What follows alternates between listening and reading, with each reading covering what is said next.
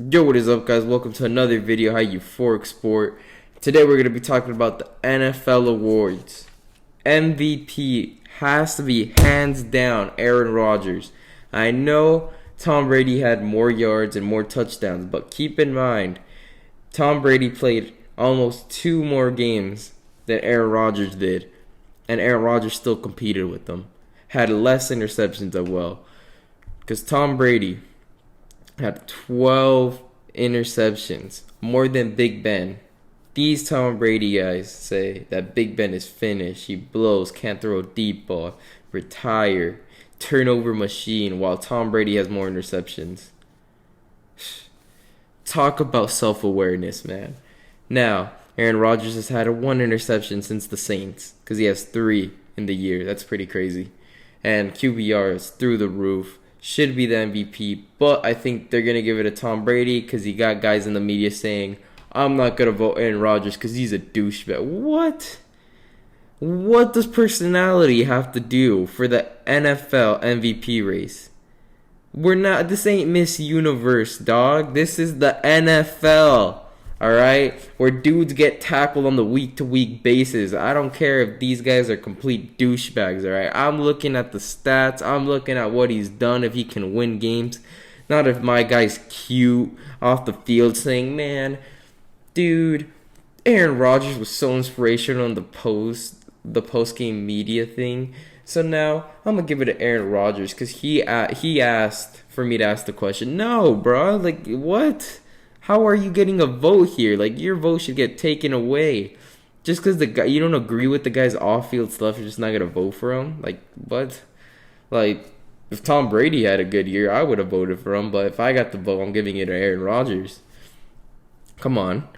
So people like that, first of all, should get kicked out of these things. You're no place for you in the NFL. Look, if Miss Universe is asking for guys and you want to look out some half-naked chicks and vote on their personality, go ahead, man. But here in the NFL, it's all about tackling and stuff, man. You know nothing about that stuff. Anyways, Coach of the Year, Mike Vrabel, should be the Coach of the Year, hands down, because he got the first seed with an injury-riddled Titans team that shouldn't even be in the playoffs, in my opinion. With all the injuries they fought, that's insane that they even made the playoffs for me, and they got the first seed as well. That's hands down right there. That's good work from Mike Vrabel. And I think Ryan Tannehill had a hell of a year too. Not a lot of people are going to talk about it, but he's probably been the top 10 player this year because there's no way you can't say he's not, because he's the first seed and he's had his weapons out. He's had his biggest weapon, Derrick Henry, out for most of the year and still managed to get the first seed. That's crazy. Just with Derrick Henry being out this whole, there's more than half the year, and you get the first. Jeez, I'm in disbelief. I put money that they wouldn't. I bet on all the other 15, 16 teams or 17 teams that were in the AFC to win the AFC, get the first seed, and I lost. I said the Titans were getting in, and I lost money. So Mike Vrabel, you get Coach of the Year. Congratulations. Now, Defensive Player of the Year. I don't want to hear Aaron Donald. I don't want to hear any of that stuff. TJ Watt, hands down. Come on. He literally had 22.5 sacks, which should be 23.5 sacks, but the NFL said nope.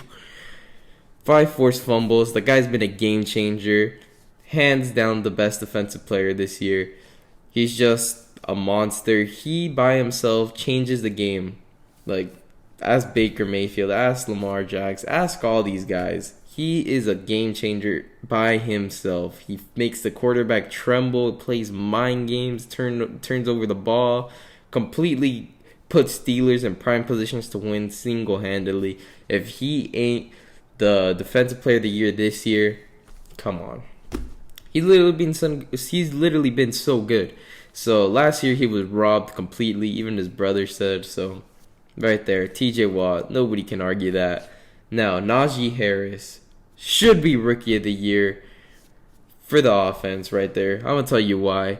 A lot of people like to compare him with Jamari Chase, saying Jamari Chase had more touchdowns, had more yards. But they're quick to forget Najee Harris was a complete game changer as well as the rushing, but receiving. Having almost 500 yards and rushing 1,200 yards, 10 total touchdowns.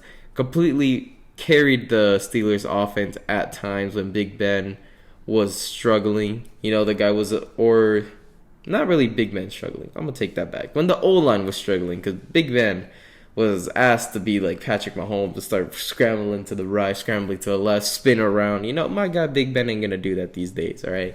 He is hard to take down, but he's gotten older. We'll say that. So these days, he should not be having a poor O-line like he does right now. But even with that poor O-line, Najee Harris has still had crazy production, and he has more total yards than Jamari Chase. And, you know, he's the crazy games too. I know Jamari Chase had like 2 games where he's over 200 yards. But even with those 2 games with over 200 yards, he still doesn't have more total yards than Najee Harris. So this is why Najee Harris should be Rookie of the Year. Now, for Defensive Rookie of the Year, I think there's no question it's Micah Parsons. I know there's been a lot of other guys, but I think Micah Parsons has had a really good year with 13 sacks and has been a tremendous piece for the Cowboys defense this year. And I just believe Micah Parsons right here should be Defensive Player of the Year. I think there's no question on this. I don't really like the Cowboys at all, but I'm going to stay unbiased and say Micah Parsons, whatever.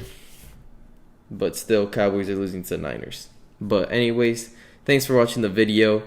Make sure to like and subscribe. And thank you for 100 subscribers, guys. I really appreciate it. And yeah, stay tuned for the next one.